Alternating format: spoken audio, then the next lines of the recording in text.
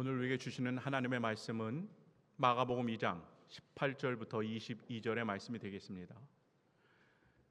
마가복음 2장 18절에서 22절의 말씀을 제가 봉독하도록 하겠습니다. 요한의 제자들과 바리새인들이 금식하고 있는지라 사람들이 예수께 와서 말하되 요한의 제자들과 바리새인의 제자들은 금식하는데 어찌하여 당신의 제자들은 금식하지 아니하나이까? 예수께서 그들에게 이르시되 혼인집 손님들이 신랑과 함께 있을 때에 금식할 수 있느냐? 신랑과 함께 있을 동안에는 금식할 수 없느니라. 그러나 신랑을 빼앗길 날이 이르리니 그날에는 금식할 것이니라. 생배 조각을 낡은 옷에 붙이는 자가 없나니 만일 그렇게 하면 기운 새 것이 낡은 그것을 당기어 헤어짐이 더하게 되느니라. 새 포도주를 낡은 가죽 부대에 넣는 자가 없나니 만일 그렇게 하면 새 포도주가 부대를 터뜨려 포도주와 부대를 버리게 되리라. 오직 새 포도주는 새 부대에 넣느니라 하시니라. 아멘. 네, 은혜 가운데 우리가 살아가고 있습니다. 할렐루야. 연일 이어지는 이 폭우 또 이제 폭염이 또 예상되는데요. 하나님의 돌보심이 있기를 축복합니다. 천지를 창조하신 그 하나님께서 지금도 여러분의 삶을 경영하여 주시되 안전하게 지키시고 축복과 은혜로 인도해 주시는 놀라운 하나님의 살피심이, 그 섭리하심이 더하기를 예수님의 이름으로 축복합니다. 다시 한번 여러분 하나님을 사랑하고 또 은혜를 갈망하는 마음으로 지금 비는 안 오지만 그래도 예배의 자리에 오신 여러분을 축복합니다. 지난 시간에 설교 말씀을 드렸는데 주인공 한 명을 제가 등장시켰습니다. 혹시 기억나실까요? 그렇죠. 세리의 직업을 가지고 있었던 레위였습니다. 레위. 이분은 어떤 분이었나요? 같은 동족들에게도 그 세리가 갖고 있는 직업 때문에 다 배척을 당했던 아픔 있는 사람이죠. 또 많은 사람들에게 너는 죄인이야 이렇게 낙인이 찍혔던 사람이에요. 레위입니다. 근데 이 레위가 누굴 만납니까? 예수님을 만나죠. 예수님을. 그리고 예수님이 이 레위에게 한마디를 하세요. 뭐라고 하시느냐? 나를 따르라.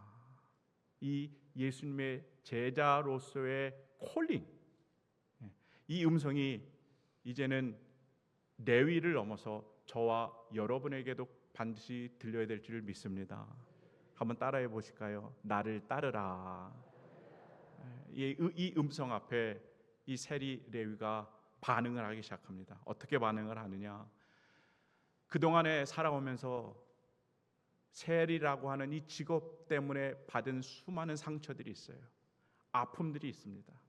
더불어서 지었던 많은 죄들이 있습니다. 이것들을 다 내려놓죠. 그리고 성경에 보니까 즉시 일어나 따랐다 이렇게 말씀하셨어요. 예수님께서 이 모습을 너무 귀하게 보신 거죠. 그리고 새로운 은혜다, 또 새로운 출발이다 라고 하는 이름으로 마태라는 그 새로운 이름을 개종시키면서 그의 인생을 완전히 바꿔주십니다. 그리고 제자로서 주님께서 받아주십니다. 여러분, 이 예수님의 받아주시는 은혜가 여러분에게 있기를 축복합니다. 한번 다 같이 고백해 보시길 바라요. 모든 것을 버리고 일어나 따르겠습니다. 이 고백이 있어야 십자가의 제자의 삶을 살아갈 수 있는 겁니다. 이 고백대로 살아가셔서 하나님 앞에 칭찬받고 인정받는 복된 주님의 제자의 삶을 이어가길 주님의 이름으로 축복해요. 아멘. 자, 오늘은요 그 다음의 이야기입니다. 마가복음 2장 18절부터 22절의 말씀을 드리기 원하는데요. 이 구간은 별명이 있습니다. 무슨 별명이 있느냐? 금식에 대한 논쟁이에요. 금식이라는 것을 가지고 서로 예수님과 다른 사람들이 서로 논쟁을 하고 있는 장면인데요. 우리 18절의 말씀 한번 다 같이 읽어볼까요? 시작. 요한의 제자들과 바리새인들이 금식하고 있는지라 사람들이 예수께 와서 말하되 요한의 제자들과 바리새인의 제자들은 금식하는데 어찌하여 당신들의 제자들은 금식하지 아니하나이까. 아멘. 지난 시간에 예수님께서 세리 레위의 집에 죄인들하고 뭐를 하셨나요? 함께 식사를 하셨어요. 근데 또 다른 마태복음에서는 이 장면에서 다른 사람들을 소개하는데 뭐라고 소개하느냐? 아니 저 예수라는 사람은 먹기를 탐하고 포도주를 즐기는 죄인들과 어떻게 친구가 될 수 있는가? 라고 하면서 예수님에 대해서 맹비난을 퍼붓습니다. 예수님에 대해서 적개심을 갖고 있는 사람들이 있는 거예요. 오늘 본문에도 그들이 또 등장해요. 어떤 이들이 이렇게 얘기합니다. 예수님, 바리새인들과 요한의 제자들은 전통적으로 금식을 합니다. 일주일에 2번 금식을 하는데 그런 금식을 하는 거룩한 모습을 지켜나가는데 아니 당신의 제자들은 왜 금식을 하지 않습니까? 경건치 못한 삶 아닙니까? 이렇게 하면서 예수님과 그 제자들을 정죄하기 시작하는 거예요. 무엇을 가지고요? 금식하는 걸 가지고. 여러분, 예수님께서 금식을 찬성하실까요? 반대하실까요? 당연히 찬성하시죠. 우리 마태복음 6장 16절의 말씀 한번 다 같이 읽어볼까요? 시작. 금식할 때에 너는 외식하는 자들과 같이 슬픈 기색을 보이지 말라. 그들은 금식하는 것을 사람에게 보이려고 얼굴을 흉하게 하느니라. 내가 진실로 너희에게 이르노니 그들은 자기 상을 이미 받았느니라. 예수님은요 금식 기도가 신앙생활에 필요하다 말씀을 하시는 거예요. 다만 이런 연유가 있어요. 신약 시대 보면 바리새인들이 아까도 말씀드렸지만 일주일에 월요일하고 목요일 2번을 금식을 합니다. 여러분은 별로 감동이 없네요. 한두 번도 아니고 일주일에 2번씩 금식하는 것을 평생을 해본다고 생각해 보세요. 얼마나 정성입니까, 여러분? 근데 처음에는 아마 하나님 앞에 정말 그 정성을 다하여 금식 기도를 했을 거예요. 여러분, 금식이 뭡니까?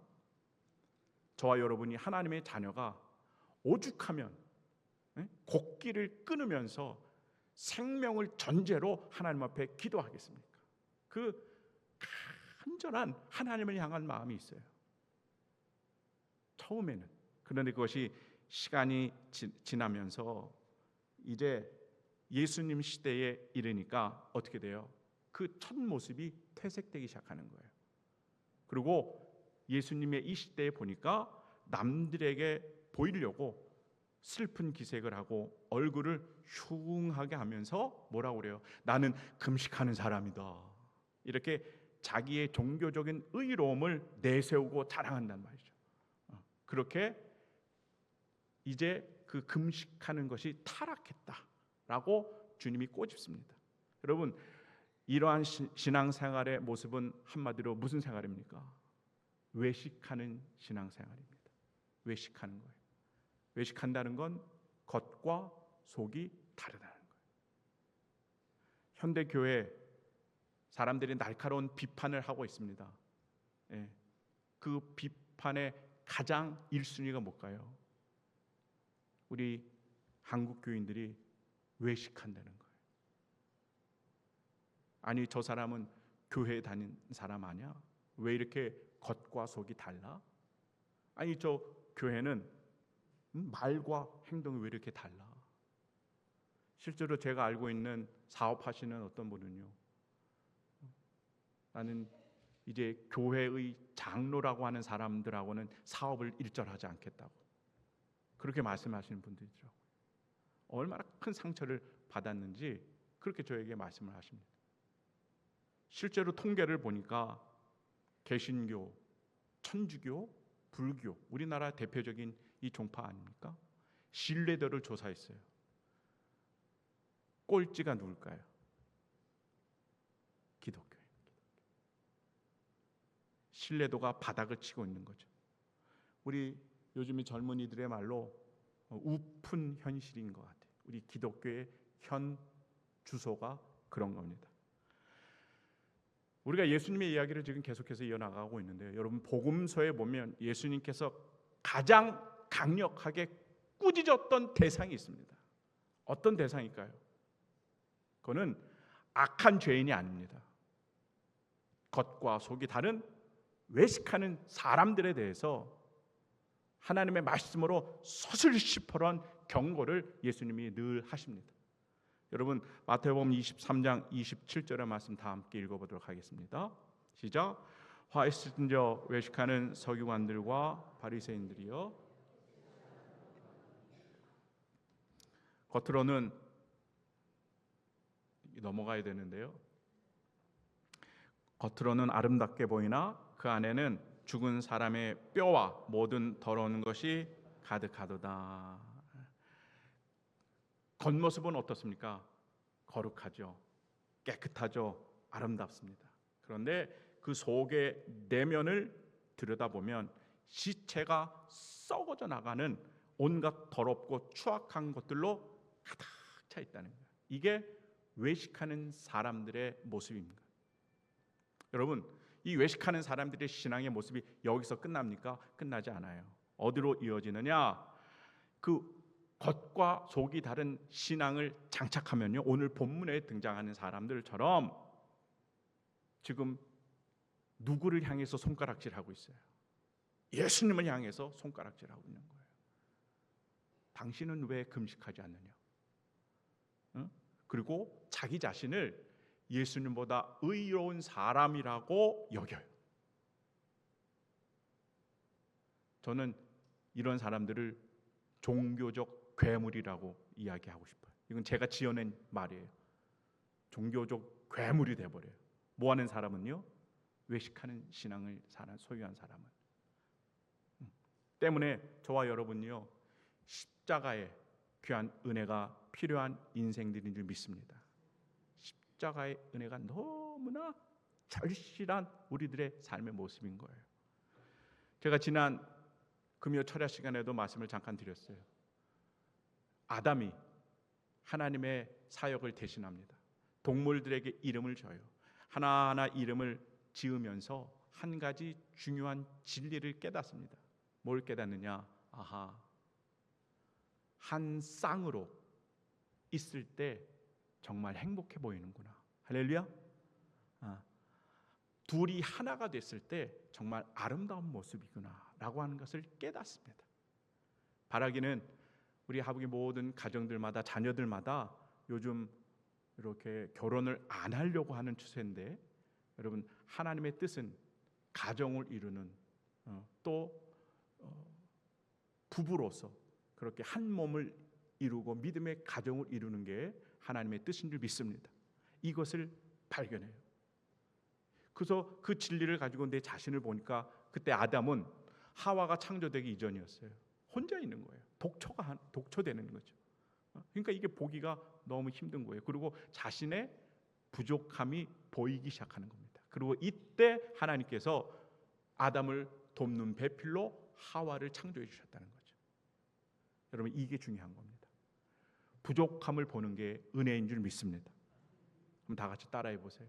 부족함을 깨닫는 게 은혜입니다. 믿으십니까? 여러분, 진짜 우리가 복음 앞에 서면, 십자가 앞에 서면 뭐가 보여요? 우리들의 부족함이 보이기 시작해요. 먼저 나라고 하는 존재의 실체가 보여지기 시작해요.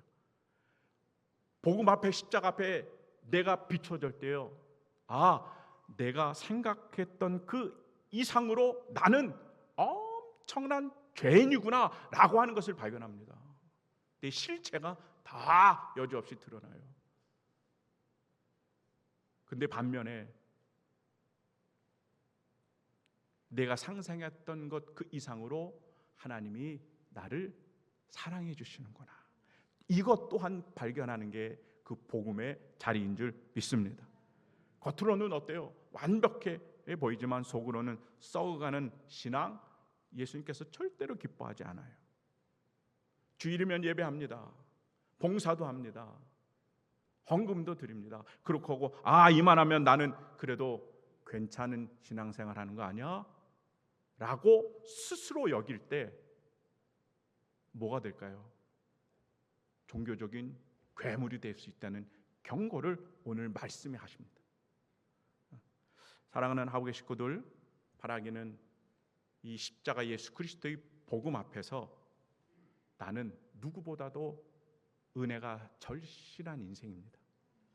십자가 앞에 나를 본질을 들여다봤더니 나는 죄인 중에 괴수입니다 라고 하는 그 모습을 고백하실 때 주님께서는 우리에게 은혜를 덧입혀서 겉과 속이 동일한 신실한 신앙을 우리 가운데 회복해 주실 줄 믿습니다. 이것이 중요한 것 같아요. 외식하는 신앙으로 이제 사람들이 예수님을 대적합니다. 당신과 당신의 제자들은 왜 금식하지 않습니까?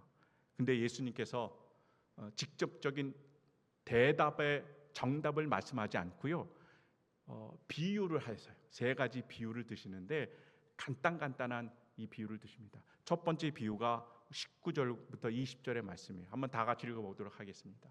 시작. 예수께서 그들에게 이르시되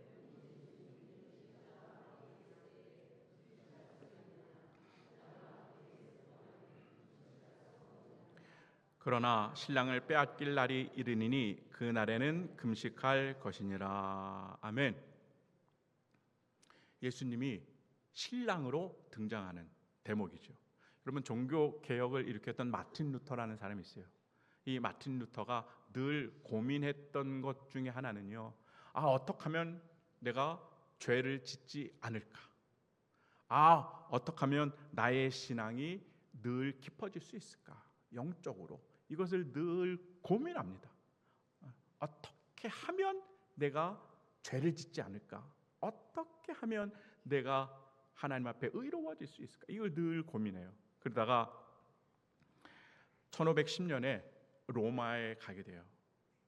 그리고 눈앞에 보이는 그 대리석으로 된 계단을 보이는데 사람들이 이렇게 얘기해요. 저 돌 계단을 무릎으로 하나 다 올라가면, 그런 고행을 한다면 죄 사함뿐만 아니라 영적인 큰 유익을 얻게 됩니다. 이런 말들이 오고 가는 거예요. 그래서 마틴 루터가 어떻게 했을까요? 실제로 합니다. 무릎으로 그 대리석 딱딱한 그 계단을 하나하나 올라가요. 무릎이 다 피투성이가 됐겠죠. 다 올라갔습니다. 근데 자신의 내면에 구원의 확신이 있을까요, 없을까요? 없는 거예요. 그런 고행을 했는데 무릎이 피가 나도록 그런 아픔을 가지고 끝까지 올라왔는데 정작 내면은 구원의 확신이 없다. 이게 교회사적으로 유명한 일화이기도 합니다. 여러분, 저와 여러분도 마틴 루터처럼 그런 마음을 가지고 교회 생활하지 않습니까? 외적인 신앙의 그런 행위들이 있어요. 교회에서 봉사도 하고 교회에서 많은 일들을 해요. 여러분, 이게 중요하긴 합니다. 그런데 이런 외적인 것들에만 우리가 집착하면 어떻게 돼요? 우리 많은 성도님들은요, 나중에 번아웃 됩니다. 나중에 너무 힘들다고 하소연을 해요. 뿐만 아니라 그 내면에 있는 은혜를 다 까먹기도 하는 거예요. 뭐에만 신경을 썼더니 그래요? 외적인 모습에만 신경을 썼기 때문에 은혜가 다 없어져요. 교회? 그러면 피곤해. 왜 이렇게 하는 일이 많아? 이렇게 돼버려요. 은혜가 다 없어진 자리예요. 근데 이런 우리들을 위해서 오늘 예수님이 등장하세요. 어떻게 등장하세요? 한번 따라해 보실까요? 나는 너의 신랑이야. 할렐루야. 주님께서 우리에게 신랑으로 등장해 주시는 줄 믿습니다. 여러분, 신랑이 오면 뭐가 벌어져요? 결혼 잔치가 벌어지는 거예요. 여러분, 결혼 잔치에 예수님의 신랑으로 모시면서 그런 기뻐하는 자리가 바로 복음의 첫 출발점인 줄 믿습니다. 복음은 그래서 기쁨으로 출발하는 거예요. 유대 전통 가운데 혼인잔치 하면요, 가족끼리가 아니라 마을 전체가 막 들썩들썩합니다. 마을 전체. 그것도 하루에 끝나지 않습니다. 무려 일주일 동안 하는 게 보통입니다. 때문에 예수님이 내가 너희의 신랑으로 왔다라고 하는 이 말씀은요, 결혼 그 잔치처럼 기뻐하고 환희를 누리는 삶, 그것이 우리가 누리는 신앙 생활의 영적인 태도인 줄 믿습니다. 저는 그래서 이 복음을 이태리 말로 페스타라고 해요. 이 잔치라고 그러는데 복음은 곧 잔치예요. 축제입니다. 따라해 보실까요? 복음은 잔치하는 겁니다. 여러분이 인생의 여정이 때로는 힘들고 어렵고 문제가 있더라도 복음이 있다면 어때요? 잔치집으로 변화하는 줄 믿습니다. 잔치에는 기뻐하는 거죠. 행복하는 겁니다. 이게 그리스도인들의 큰 축복인 거죠. 여러분, 혼인잔치에 오늘 등장하는 예수님의 이 말씀 중에 그럼 이 주인공은 누가 되겠습니까? 바로 저와 여러분이 되는 거예요. 예수님께서 성도들을 향해서 신랑과 함께하는 신부다 이렇게 얘기하세요. 저와 여러분이 예수님의 신부인 줄 믿습니다. 그리고 또 결혼잔치에 찾아온 손님들, 결국에는 그 기쁨의 자리에 초대해서 함께하는 은혜의 사람들, 그들이 바로 성도들이다라고 우리 예수님이 말씀해 주세요. 여러분, 이 기쁨의 자리의 초청장이 지금도 저와 여러분에게 있는 줄 믿습니다. 때문에 우리들의 오늘을 사랑하는 신앙생활의 삶의 자리는 애통하는 자리, 슬퍼하고 고단한 자리는 아니라는 거예요. 어떤 자리입니까? 사랑이 있고 행복하고 웃음꽃이 피어나고 감사가 살아나고 춤추고 노래하는 정말 잔치집 같은 놀라운 기쁨이 있는 것이 우리들의 신앙생활의 삶의 터전인 줄 믿습니다. 그 축복의 주인공이 바로 우리다라고 하는 것을 알려주시고자 오늘 본문을 통해서 예수님께서 비유를 하시는 거예요. 지난주에 말씀드렸어요. 죄인이었던 레위죠. 그러니까 예수님을 만납니다. 예수님을 만나면 변하게 돼 있어요. 변하게 돼 있어요. 오늘 본문으로 변화된 레위를 보면 어떻게 변할까요? 예수님의 신부로서 변화하는 거예요. 그리고 레위의 집에서 많은 사람들이 모여서 식사를 했는데 그것은 어떤 겁니까? 결혼식 잔치하는 거예요. 여러분, 이 기쁨이 여러분에게 있길 바랍니다. 천국 가시면 이 레위의 집에 여러분 꼭 방문하세요. 천국의 기쁨을 누려질 것 같아요. 기독교 신앙이 바로 이런 겁니다. 신랑 되신 예수님의 사랑에 기초한 신앙, 그것이 우리가 가지고 있는 기독교 신앙의 뿌리인 거예요. 때문에 힘들고 수많은 죄로 인해서 내가 죄책감을 얻거나 절망하는 자리는 이제는 더 이상 우리들의 자리가 아닌 줄 믿습니다. 아니, 우리들의 자리가 아니에요.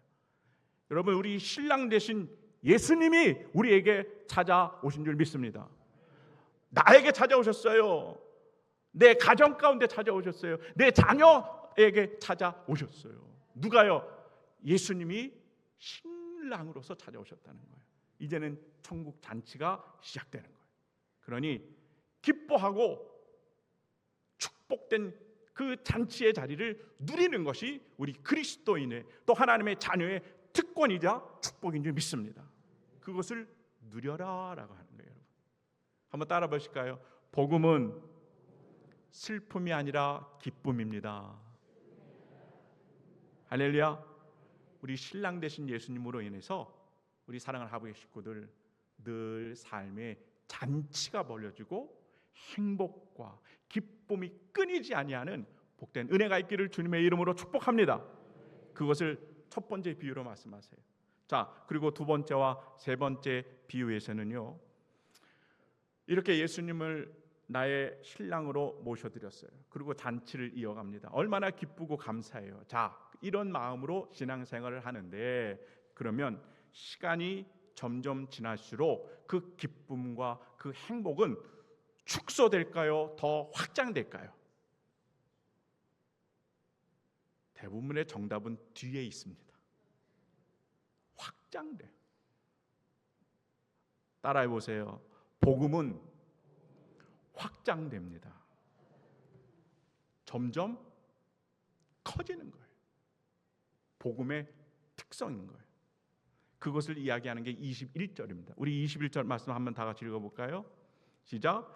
생배 조각을 낡은 옷에 붙이는 자가 없나니 만일 그렇게 하면 기운 새 것이 낡은 그것을 당기어 헤어짐이 더하게 되느니라. 아멘. 여러분, 이거 너무 상식적이지 않습니까? 새로운 원단, 새로운 천은요, 이 낡은 것에 비해서 어때요? 빨거나 하면 수축력이 아주 강해져요. 그래서 낡은 옷에 이 새 옷감을 덧대면 나중에 어떻게 돼요? 수축력이 강하기 때문에 이 옷이 망가진다는 거예요. 이거 너무나 당연한 거죠. 그런데 복음도 이와 같다는 거예요. 복음도.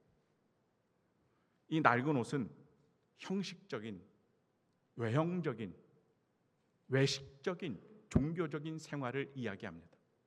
낡은 옷. 근데 여기에 복음의 역동적인 확장성 있는 이 새 옷감을 그럼 여러분 덧붙일 수가 있습니까? 없습니까? 없다는 거예요. 없다는 거예요. 그래서 그래서 복음은 우리 인생에 좀 흠집이 나서 보완을 하거나 또 구멍난 것을 덧대거나 수선하는 정도의 복음이 아닌 거예요. 아닌 거예요. 그러면 십자가의 복음은 뭘 이야기하느냐? 완전한 것으로 뒤바뀌는 겁니다. 우리가 겉사람의 성품들을 전체를 다 벗어버리고요, 온전한 새 옷을 입어서 우리가 하나님의 자녀가 되게 하여지는 그 복음의 강력한 은혜가 바로 저와 여러분을 향하고 있는 줄 믿습니다. 완전히 새로운 존재로 우리를 만들어 주시는 거예요. 이것이 두 번째 비유인 거예요. 세 번째 비유는 우리가 너무 잘 아는 겁니다. 22절이죠. 새 포도주를 낡은 가죽 부대에 넣는 자가 없나니 만일 그렇게 하면 새 포도주가 부대를 터뜨려 포도주와 부대를 버리게 되리라. 오직 다 함께 있습니다. 새 포도주는 새 부대에 넣느니라 하시니라. 아멘. 앞절 21절과 거의 비슷한 말씀을 예수님이 또 하세요. 새 포도주는 새 부대에 넣어야 된다. 이 너무나 단순한 이 한 절의 말씀이 복음이 어떤 건가를 드러내주고 있습니다. 여러분, 21절에서 아까 말씀드렸어요. 새로운 옷 조각, 새로운 생배 조각은 뭘 가리켜요? 복음을 가리켜요. 22절에서 새 포도주는 뭘 가리킬까요? 복음을 가리키는 거예요. 아까 말씀드렸어요. 복음에는 뭐가 있어요? 확장성이 있어요. 여러분, 새 포도주는 어떤 특성이 있습니까? 담아두면 점점 발효하면서 확장되죠. 그런 힘이 새 포도주 안에 있는 거예요. 여러분, 그래서 이 새 포도주와 같은 십자가의 복음을 내가 소유했다면 내 안에는 어떤 일이 벌어져요? 가만히 있습니까? 정체돼 있습니까? 어제나 오늘이나 내일이나 똑같습니까? 그거는요, 품고 있는 새 포도주가 가짜인 거죠. 품고 있는 복음이 가짜인 거예요. 진짜 복음은 어때요? 확장성이 있습니다. 새 포도주는요, 발효하고 점점 부풀어 오르고 커지는 그 은혜가 있는 줄 믿습니다. 때문에 생명의 확장을 일으켜서 우리의 인생을 완전히 새롭게 만들 수 있는 이 동력이 새 포도주라고 하는 이 복음 안에 있는 거예요. 문제는요, 우리 많은 성도님들이 복음, 그러면 이 생명의 역동성 있는 확장력이 있는 이 복음을 어디에다가 두려고 하느냐? 낡은 가죽 부대에 담으려고 한다는 거예요. 낡은 가죽 부대는 뭘 가리킨다고 말씀드렸습니까? 딱딱하게 굳어버린 형식적인, 외형적인, 겉과 속이 다른 종교적인 그런 생활의 태도를 이야기해요. 자기중심적이고 율법적이고 겉만 번지르르한 신앙 속에 이 역동성 있는 복음을 담으려고 한다는 거죠. 이게 담아지겠습니까? 안 돼요. 왜요? 복음은 확장성이 있다니까요. 커진다니까요.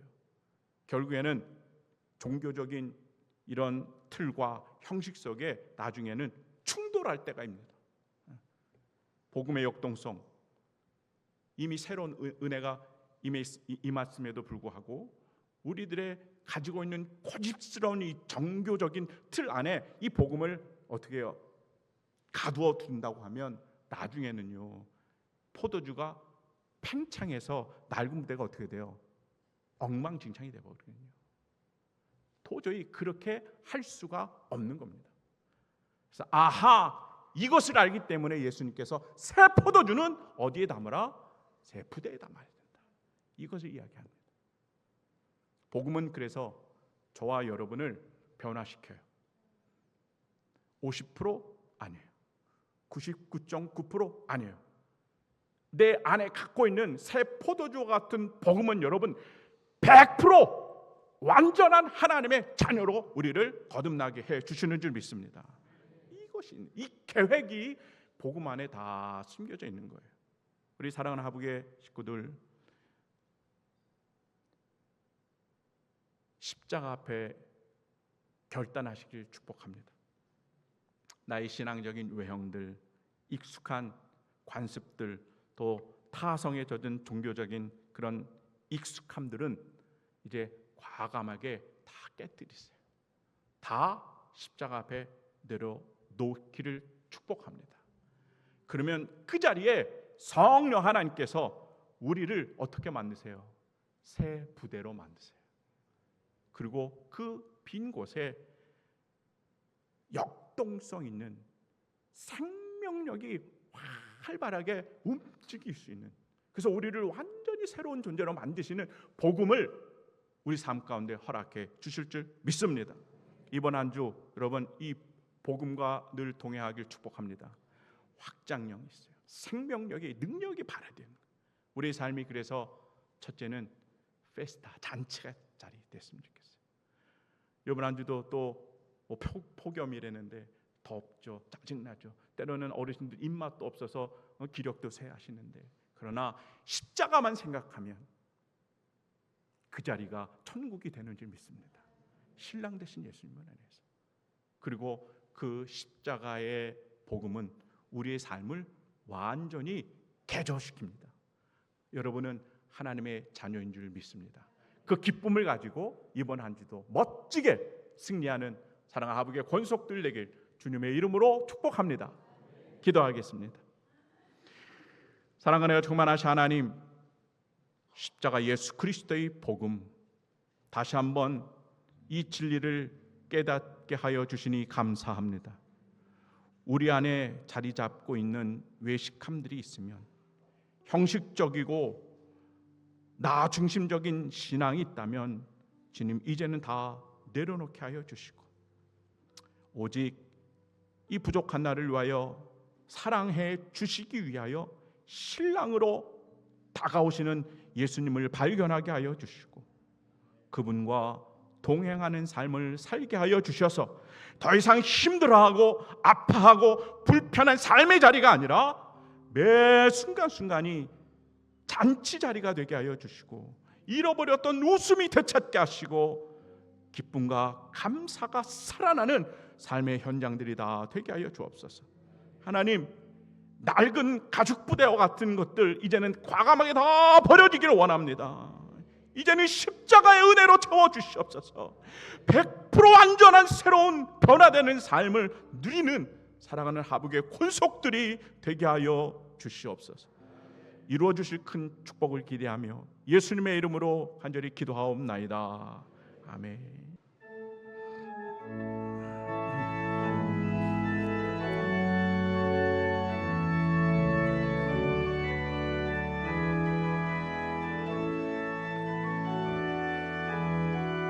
알아라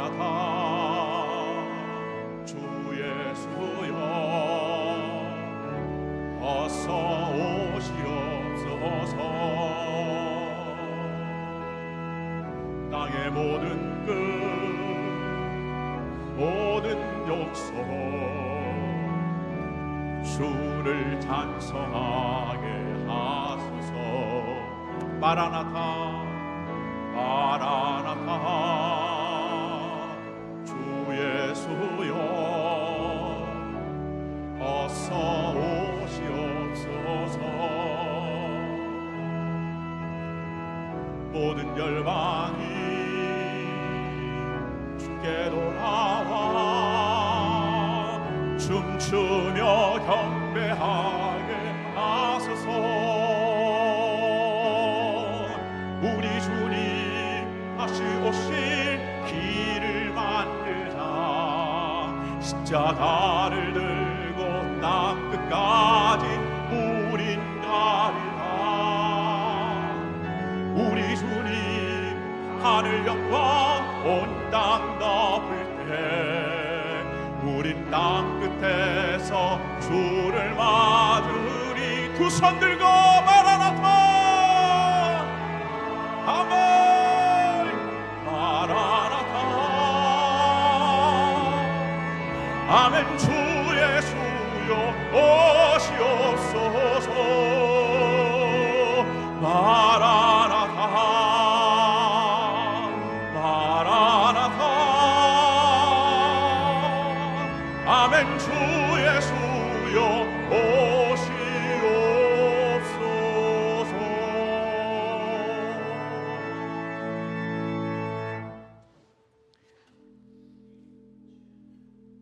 마라나타 이제는 우리의 신랑 되어주시는 예수님을 기대합니다.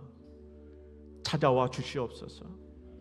그래서 그 주님과 행복한 혼인 잔치집을 이루는 신앙생활을 하는 사랑하는 하북의 권속들이 되길 원합니다.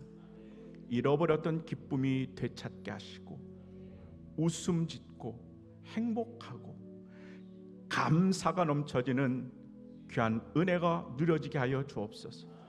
그 십자가의 복음이 우리를 완전히 변화시켜 주실 줄 믿습니다. 이 복음의 축복이 우리 삶 가운데 있게 하여 주시옵소서. 그런데 하나님, 우리가 신앙생활에 연조가 있다 보니 나도 모르는 사이에 신앙의 굳은 살이 배겨 있습니다. 겉과 속이 다르고 외식하는 신앙의 모습이 되어졌습니다. 주님 고백하고 회개하니 용서하여 주시옵소서. 회칠한 무덤 같은 외식하는 신앙은 이제 십자가로 다 끊어지게 하여 주시옵시고, 신랑 되신 예수님과 함께 주님께서 약속하신 잔치의 자리를 누려가는 행복한 삶을 누리게 하여 주시옵소서. 우리 삶 속에 종교적인 형식과 나의 의로움이 아닌 진정한 십자가 예수 그리스도의 복음의 역동성 있는 생명력이 살아나게 하여 주셔서 하나님, 그 복음으로 인하여 우리가 날마다 승리하는 멋진 주의 자녀들이 되게 하여 주시옵소서. 매일매일 순간순간이 내 삶의 새 부대가 되기를 원합니다. 이곳에 새 포도주를 마음껏 담아내기를 원하오니 이 믿음으로 살아가게 하여 주셔서 우리가 가정과 일터와 교회 가운데 복음의 새 바람이 불어 십자가 복음의 생명력으로 날마다 천국을 누리며 살아가는 주의 복된 권속들이 되게 하여 주시옵소서. 이제는 우리의 진정한 신랑이 되어주신다 약속하시는 예수 그리스도의 은혜와 복음으로 우리를 기뻐하고 행복하게 해주신다는 하나님 아버지의 지극하신 그 사랑하심과 우리를 새롭게 완전하게 만들어 가시는 성령 하나님의 능력과 우리 가운데 내주 내재하심이 사랑하는 예배하는 모든 이들 가운데 핏값으로 사신 우리 사랑하는 하북 교회 가운데, 그리고 이 나라 이 민족과 세계 모든 열방 가운데, 그리고 지금도 수혜로 많은 아파하는 이들 가운데 지금부터 영원토록 함께 하기를 간절히 축원하옵나이다. 아멘.